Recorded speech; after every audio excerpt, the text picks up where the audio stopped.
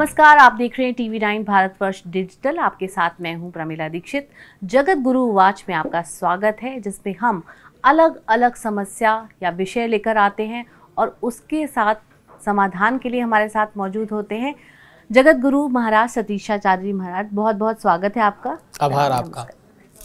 गुरु जी, आज हमारा जो विषय है, कहने को एक बहुत पुरानी कहावत हम सुनते हैं कि सिनेमा जो है वो समाज का दर्पण है, लेकिन फिर समाज से भी इस तरह के वाक़ये आते हैं। कई बार कुछ अपराध की कहानियाँ आती हैं जिसमें हम ये देखते हैं कि फलानी सीरीज़ में देख के उन्होंने ऐसा करना सीखा। तो ये जो भ्रम होता है कि किसने किससे सीखा, समाज ने सिनेमा से या सिनेमा ने समाज से, और फिर आजकल जिस तरह के OTT प्लेटफॉर्म पर सीरीज़ आ रही हैं जिसमें बहुत हिंसा होती है, संबंधों में अवैध संबंध का भी उसमें पूरा प्रगाढ़ चित्रण होता है। तो इन सब को देखते हुए अब जो समाज बनेगा, क्या वो इस सिनेमा से बनेगा या मौजूदा समाज ऐसा है तो सिनेमा ऐसा है? ये बिल्कुल वैसा है जैसे कि मुर्गी पहले है या अंडा पहले है। मुझे लगता है कि जो आप देखते हो, जो आप सुनते हो, जो भी आप महसूस करते हो आसपास में, आपके आचरण के लिए वो बहुत सहायक होता है। आप वैसा आचरण करने लग जाते हो, आप उस तरीके के इंसान बन जाते हो। अगर सीखने की बात कही जाए तो ठीक है, 100 लोगों में से 2 अगर बिगड़े हुए लोग हैं तो 98 लोगों ने उनको शायद नहीं भी जाना हो। किसी दूर गांव में किसी ने कोई ऐसा कारनामा किया जो गांव वाले ने जाना, दूर किसी ने नहीं भी जाना, पर उस कारनामे को सर्वव्यापी बना देना, तो मुझे लगता है कि इससे सीखने के लिए पूरा विश्व तैयार है, क्योंकि सब जगह आपने वो बात पहुंचा दी, आपने उसे व्यापक कर दिया।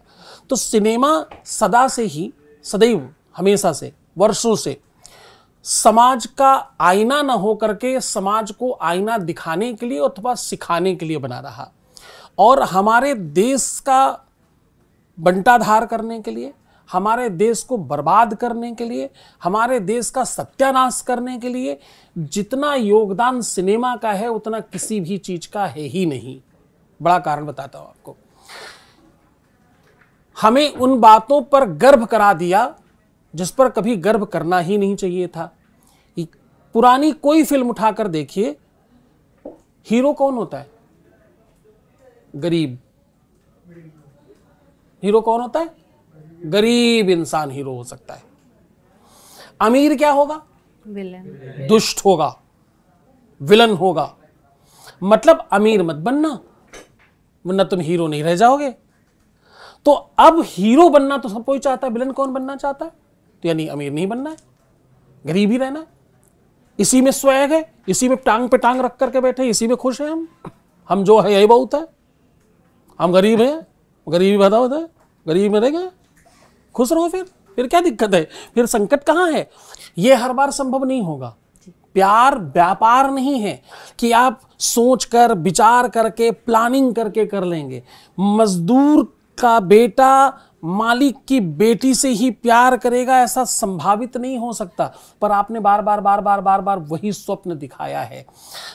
धीरे धीरे आपने बताया कि बाहर जाना, बॉयफ्रेंड हो जाना, कई रिलेशनशिप हो जाना, कई जगहों में रिश्ते बनाना लड़के या लड़की के, ये सब बहुत अच्छी चीजें हैं। क्या अच्छा है क्या बुरा है, इट्स योर चॉइस। पर थिंक अबाउट इट कि तुम कहाँ खड़े हो, तुम क्या कर रहे हो। क्या तुम सार्वजनिक कर सकते हो जो कर रहे हो? क्या तुम सार्वजनिक बता सकते हो जो कर रहे हो? क्या तुम आईने के सामने खड़े होकर अकेले में भी, किसी को मत बताइए, क्या अकेले में भी तुम सारी चीजें याद करके अपने पर गर्व कर सकते हो? यस, तो बहुत बढ़िया, कंटिन्यू। नहीं तो स्टॉप इट। सिनेमा ने, OTT ने और अथवा चलचित्रों ने समाज का गलत स्वरूप, गलत आईना, गलत लोगों को दिखाना शुरू किया। अच्छा, सिनेमा की गलती है भी और कुछ हद तक हम लोगों की गलती है। आवश्यकता आविष्कार की और आविष्कार आवश्यकता की जननी है। हम देखना भी डिस्ट्रक्शन चाहते हैं, हम देखना भी अगड़म बगड़म चीजें चाहते हैं। अच्छी चीजों में हमारा भी कहाँ मन लगता है। सड़क पर कोई युद्ध कर रहा हो, लड़ रहा हो, तो कितनी जरूरी काम से जा रहे हो, रुक के देखने का आनंद ही अलग है। कोई बढ़िया काम हो रहा तो कौन ही खड़ा होता है? इतनी इतनी भागती दौड़ती जिंदगी में किसके पास समय है? तो हमारे जो नजरिए हैं वो बदल भी बहुत तेजी से गए हैं। हम लोग इस बात पर बहुत गौरवान्वित हैं। नहीं जानना, नहीं सीखना, हम जो है यही बहुत अच्छे हैं। हमने जो सोच लिया, हमने जो समझ लिया, हमने जो जान लिया वही सत्य है। यही तो मूर्खता है, यही तो समाप्ति है। कितने % लोग हैं इस हिंदुस्तान में जो 1 लाख रुपए से ऊपर कमाते हैं? पता है? क्यों नहीं पता?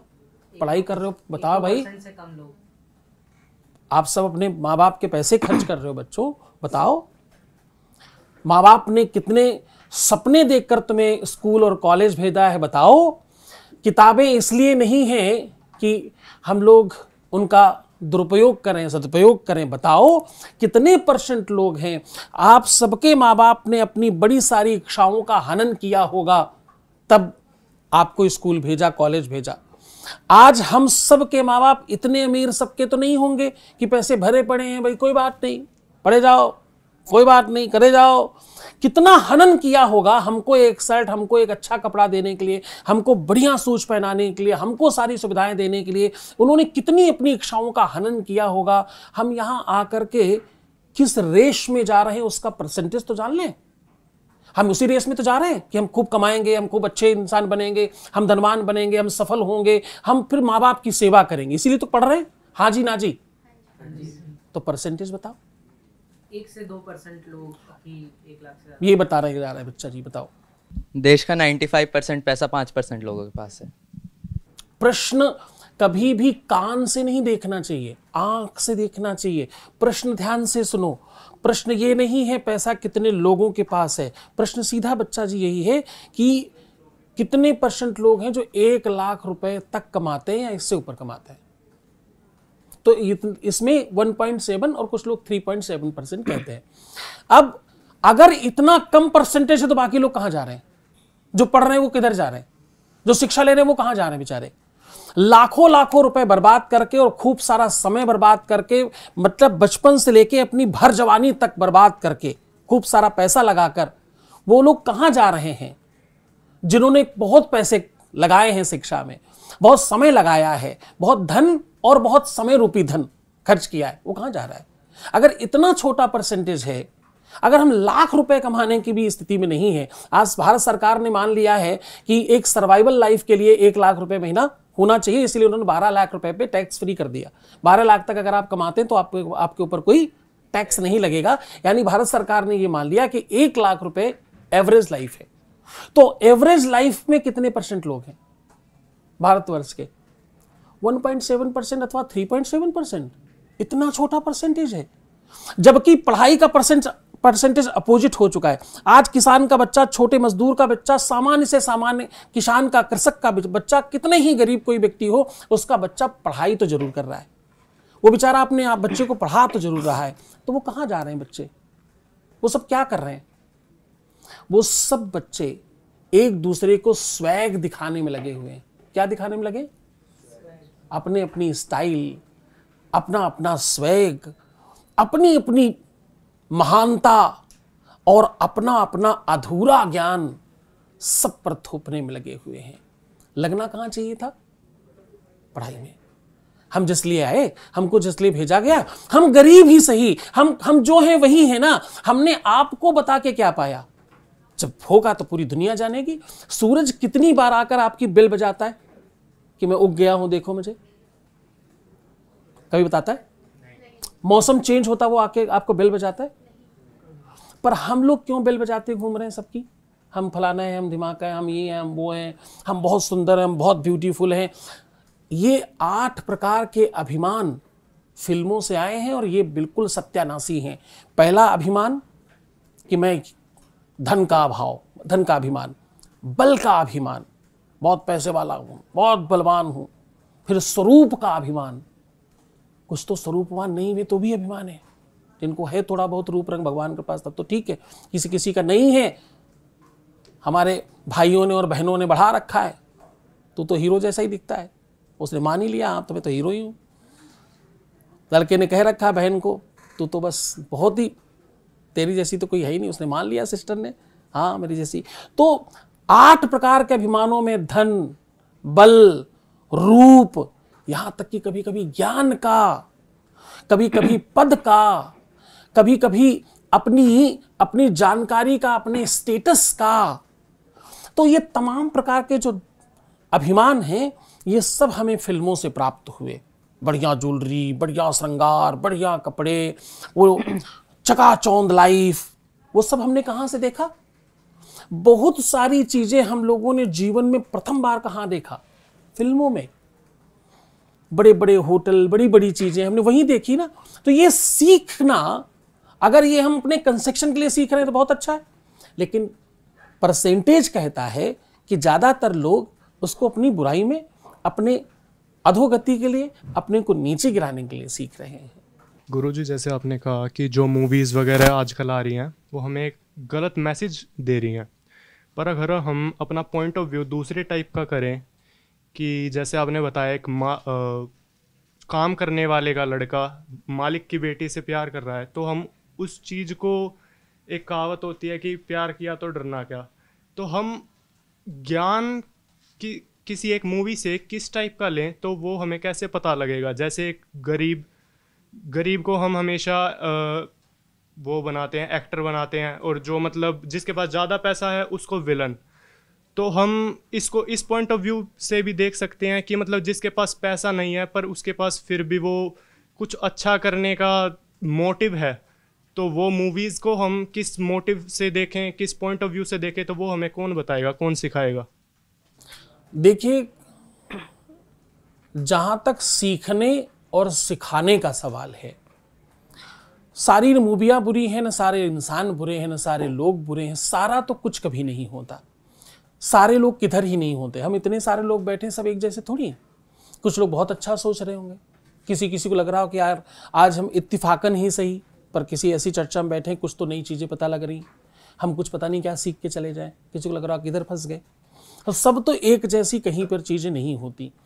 सीखना और सिखाना, ये 2 पद्धतियां हैं। इनका पालन होता ही तब है जब आप सीखना चाहते हो। जो सीखना चाहता है उसे सिखाना बड़ा आसान है, जो सीखना चाहता नहीं उसे सिखाना दुनिया में सबसे मुश्किल काम है। जो व्यक्ति की कुछ भी चीज की चाहत ही नहीं है, आप कैसे दे देंगे? सूत्र कहता है ददाति प्रतिगृह्णाति नान्यथै सा प्रसीदति। कोई चीज कोई दे तो सामने वाले को लेना भी तो पड़ता है, तभी तो आदान प्रदान संपन्न होगा, वरना कैसे संपन्न होगा? 99.9% लोग लेना नहीं चाहते। आज आप किसी भी व्यक्ति से बात करके देखिए, किसी भी सब्जेक्ट पर अकेले में बैठकर, आपको पता लगेगा कि वो स्वयं ही बहुत बड़ा ज्ञानी है। हो सकता है उसका ज्ञान 00/00/00 हो, लेकिन वो सर्वज्ञानी बनेगा उस समय। कितनी बार कमरों में बैठकर ज्ञान चर्चा शुरू होती, फिर रात देर तक चलती है। क्योंकि मैं भी गुरुकुल का छात्र हूं, तो वो हॉस्टल वाली लाइफ मैंने बड़ी नज़दीक से देखी है, तो अनुभवी बहुत हूं मैं उस संदर्भ में, और इस अनुभव को मैंने छात्र राजनीति तक पाया है। मैं महामंत्री और अध्यक्ष भी रहा, तो मैंने सर्वगुण संपन्नता को बड़ी संलग्नता से और बड़ी निकटता से देखा है। तो मैं वो सब बातें जानता हूँ अंदर बाहर की। तो ये जितना भी ज्ञान का तत्व है, नहीं सुनना, नहीं किसी को समझना, अपने आगे किसी को कुछ नहीं मानना, और तत्काल हम तो डूबेंगे सनम, तुम्हें भी ले डूबेंगे, हम तो समझेंगे ही नहीं, बगल वाले को और अरे अच्छा, वो बगल वाला भी सत्यानाशी कि उनका हूं समझ गया, दूसरा व्यक्ति इतना कुछ कह रहा तो वो नहीं समझ पाया। तो यहां सारा का सारा जो विषय है वो समझने वालों पर है। गीता का ज्ञान भगवान कृष्ण ने सबसे पहले युधिष्ठिर को दिया, क्योंकि वो समझते थे कि युधिष्ठिर ज्ञानी है, उनको मिल जाएगा। युधिष्ठिर को लगा, अरे मेरी मामी का सबसे छोटी वाली मामी का सबसे छोटा वाला पुत्र है, मुझे समझा रहा है, कोशिश कर रहा है, ढांढस बना रहा है। अच्छा ठीक, अच्छा किया आपने बताया। नहीं लिया उन्होंने। गंगापुत्र भीष्म को दिया, नहीं मिला उनको। दुर्योधन को, कर्ण को, तमाम लोगों को दिया, नहीं मिला। मिला किसको? अर्जुन को। अर्जुन को क्यों मिला? क्योंकि अर्जुन लेना चाहता था। अर्जुन में देने वाले के प्रति श्रद्धा थी। जब तक देने वाले के प्रति आपकी श्रद्धा नहीं बनेगी, तब तक आप नहीं ले पाएंगे, नहीं ले पाएंगे, नहीं ले पाएंगे। अर्जुन गीता में कहते हैं, शिष्यस्ते हम साधुनाम त्वाम प्रपन्नाम, तुम मेरे गुरुजी, मैं तुम्हारा चेला जी, तुम जो कहते हो वही आखिरी सत्य है, तुमने जो कह दिया मैं वही को सत्य मानता हूं। 99.9% लोग प्रश्न तो करते हैं, पर उत्तर वो नहीं चाहते जो सत्य है, उत्तर वो चाहते जो उनको पता है, जो वो सुनना चाहते हैं, वही बताओ, वही उत्तर सत्य होगा। तो सत्य तो इतर भी हो सकता है, सत्य तो उससे पृथक भी हो सकता है, सत्य तो सत्य हो सकता है, पर सत्य कौन सुनना चाहता? तो गुरुजी आपको लगता है फिल्मों में क्या एजेंडे के तहत भी ऐसा होता है? क्योंकि ऐसा नहीं है कि ऐसी सीरीज़ आई जिनसे हम वाकई रिलेट कर पाए, बहुत सी ऐसी सीरीज़ भी आई जिनसे एक सामान्य जनमानस रिलेट कर पाता है, वो घर घर की कहानी है। और फिर जब इस तरह की कहानियाँ आती हैं जिनसे ना हम रिलेट कर पाते हैं, लेकिन हाँ ज़रूर उसके दुष्परिणाम हमें देखने को मिलते हैं, और जो आपके चरित्र के साथ साथ आपके राष्ट्र, आपके धर्म, उन सब पर भी अगर कुछ प्रश्न लगाती, कि हमने पिछले दिनों देखा कि बाइकॉट करने का मूवीज का बहुत चलन रहा है। आप इसको दूसरे तरीके से देखिए। आप देखिए कि 2014 के बाद से फिल्मों की गति देखिए, फिल्मों का धार देखिए, फिल्मों के नाम देखिए, केसरी, कश्मीर फाइल, और वो कौन सा साउथ वाला शहर है जहां की वो फिल्म बनी थी, केरला क्या थी, केरला स्टोरी। आप देखिए फिल्मों की गति देखिए। वो सावा शाह क्या था, वो संभाजी महाराज, सावा छावा, फिर वो कौन, छत्रपति शाहू जी महाराज। अब आप फिल्मों के नाम देखिए, फिल्मों की स्टोरीज देखिए साहब। मानस और विचारों के आधार पर देश चलता है। ये पूरा एजेंडा पूरा मानस और विचारों के साथ देश को बर्बाद किया गया। उस मति को 1984 में तत्कालीन प्रधानमंत्री राजीव गांधी जी नेपाल गए। नेपाल में जैसा सुनने में आता है, जैसा हम लोगों ने सुना, क्योंकि मैं उस समय तो बहुत छोटा था ही नहीं, जो पढ़ने में आता वही सत्य मानते हैं हम सब। तो उन्हें हिंदू राष्ट्र होने के कारण पशुपतिनाथ मंदिर में प्रवेश देने से पुजारियों ने मना कर दिया कि यहाँ तो सिर्फ हिंदू, पूर्णतया हिंदुओं का प्रवेश है, आप पूर्ण हिंदू नहीं है, इसलिए आपका प्रवेश नहीं हो सकता। यद्यपि उन्होंने अपने पावर लगा के फिर प्रवेश किया, लेकिन ये बात उनको बड़ा खल गई।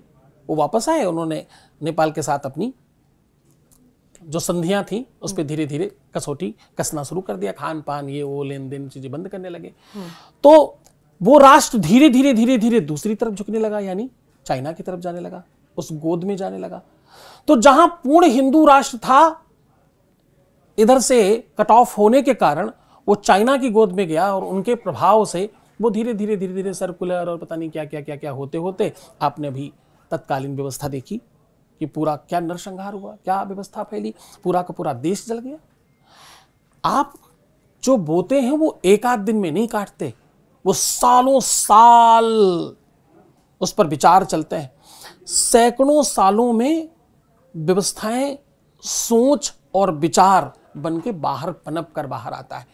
किसी भी चीज में एक दिन में कुछ नहीं हो सकता। ये बच्चे सब पहले ही दिन के नहीं है, ये सब कोई 20 साल का है, कोई 22 साल का, कोई 18 साल का होगा, कोई 25 साल का होगा, कोई 26 साल का होगा। इन्होंने उतने दिन, उतनी सांझें देखी हैं जीवन में, तब यहां तक पहुंचे। तो कोई भी बुआई पुराने सोच का, पुराने मानस का ये प्रतिफल था कि देश को बर्बाद करना है, यहां से सनातन, यहां से हिंदुत्व और यहां से इनकी संस्कृति को नष्ट करो, क्योंकि यही इनकी रिचनेस है। आज हर बच्चे में एक अलग सा स्वैग है, वो उस चीज में प्रसन्न है जो उसके लिए सबसे ज्यादा नुकसानदेह है, उसी में वो प्रसन्न है। आज 90% आप जनजी को रिसर्च करके देखिए, उससे पूछिए कि आप किस चीज में प्रसन्न है, आपको सबसे अच्छा क्या लगता है, तो आपको पता चलेगा उनको सब वही अच्छा लगता है जो सब उनके लिए नुकसानदेह है। ऐसा है क्या? जो जो आपको अच्छा लगता है, आप लोगों को पिज्जा बर्गर अच्छा लगता है? सिर्फ सच सच बताना, हाँ जी ना जी में। हाँ जी। हाँ जी, मतलब सभी खाते हैं, सारे बच्चे खाते हैं। मान लो हो सकता है आप में एक आध नहीं खाते हो। हाँ जी। अब क्या पिज्जा बर्गर अच्छा है स्वास्थ्य के लिए? तो ना जी।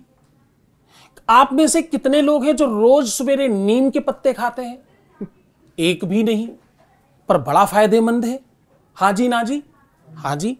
तो कहने का सीधा आशय इतना ही कि हम उन चीजों की तरफ भाग रहे हैं जो हमारे लिए नुकसानदेह हैं, चाहे किसी भी तरह से हो।